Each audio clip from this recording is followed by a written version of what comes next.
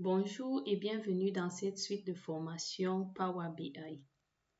Alors jusqu'à présent, nous avons introduit Power Query, qui est un éditeur de requêtes intégré à Excel et aussi à Power BI, permettant d'importer les données, de nettoyer et de transformer les données, d'automatiser les processus pour répéter les transformations chaque fois que les données sont mises à jour et pour créer des rapports en reliant plusieurs sources de données. Il est important de noter que Power Query ne modifie pas vos données sources. Il applique les transformations que vous spécifiez et génère un nouveau jeu de données prêt à l'emploi dans Power BI. Avant d'explorer l'interface Power Query et de réaliser de premières modifications, on va parler du mode d'importation des données.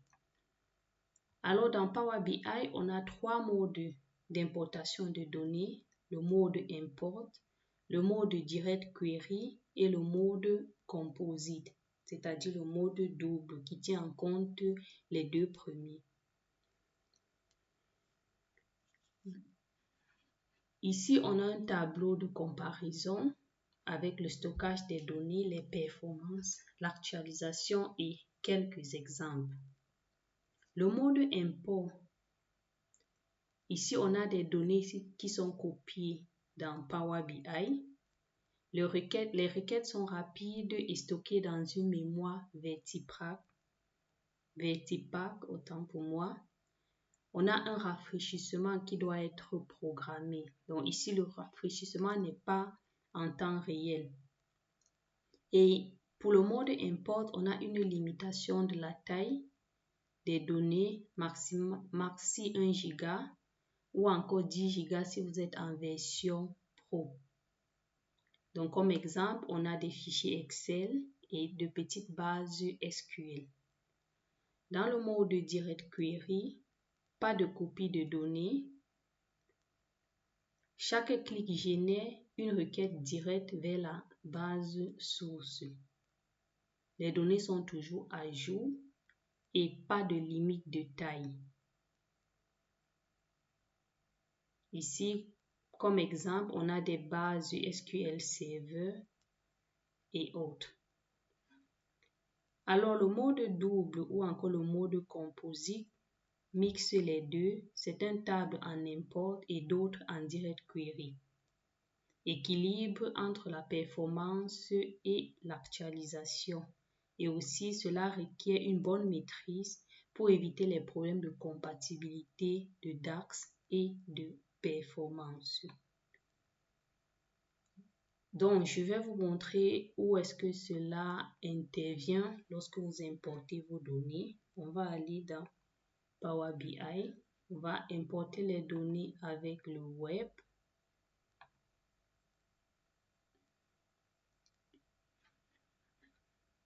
Donc, on attend. Et puis, il nous demande l'URL. On va procéder comme la dernière fois. On va utiliser l'URL pandémie de COVID-19 par pays et territoire. Copier. Alors là, on fait un coller. OK. Et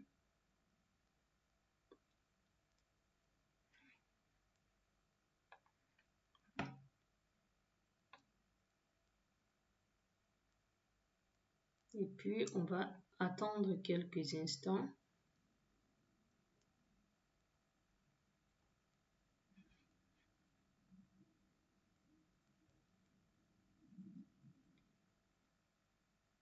Alors, ici, il ne nous propose pas.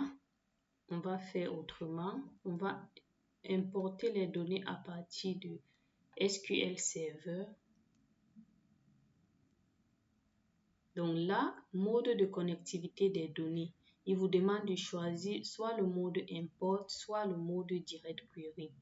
On a vu qu'on pouvait utiliser import pour de petites bases SQL et on pouvait également utiliser direct query pour des bases SQL Server opérationnelles. Donc, le mode que vous pouviez choisir normalement ici, c'est le Direct Query. Comme ça, vous auriez des données toujours à jour et peu importe la taille de vos données. Donc, maintenant, on va travailler avec un fichier Excel et dont on connaît que le mode d'import est le mode pour charger les données, c'est bien import.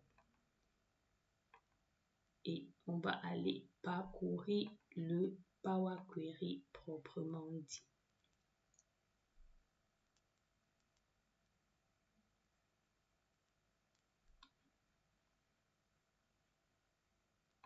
On va sélectionner Data, on a nos données et transformer pour directement ouvrir dans Power Query.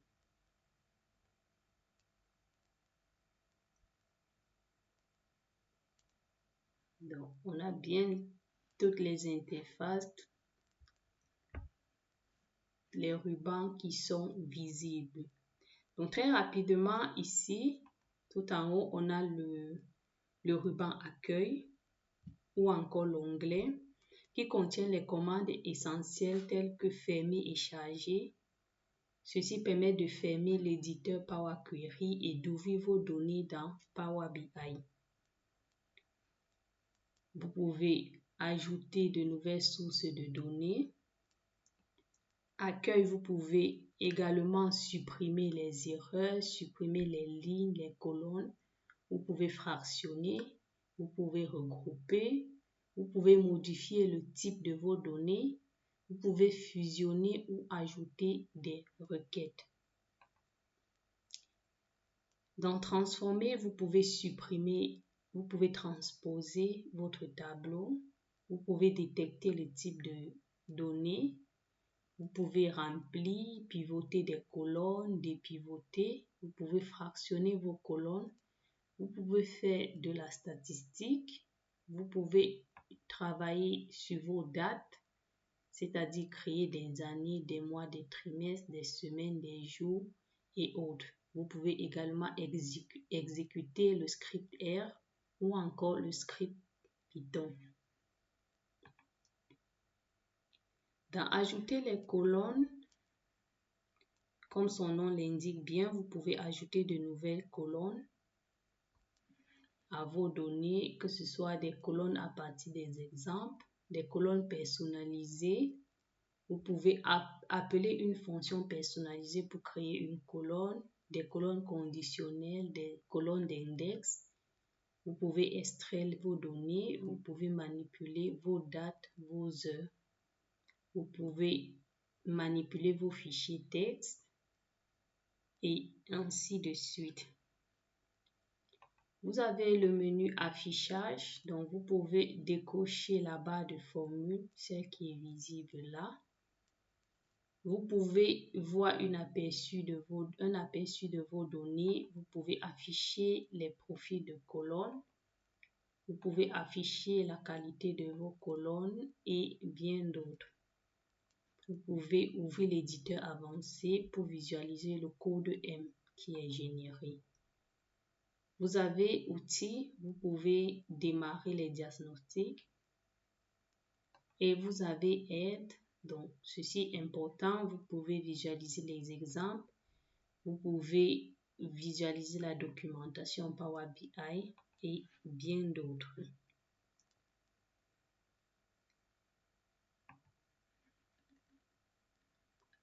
Dans cette partie centrale, c'est bien la fenêtre de l'éditeur de requêtes.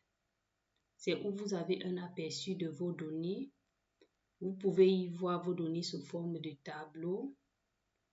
Vous pouvez également voir l'historique des étapes appliquées. Là, vous avez l'historique des étapes appliquées. Vous avez le nom de votre base, de votre tableau. Vous pouvez changer comme vous le souhaitez. Là, vous avez vos requêtes. Tout à droite qui affiche les tableaux que vous avez. Si vous créez une requête, cela est visible ici.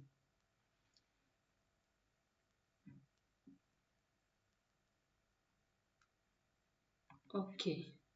Ceci étant dit, je pense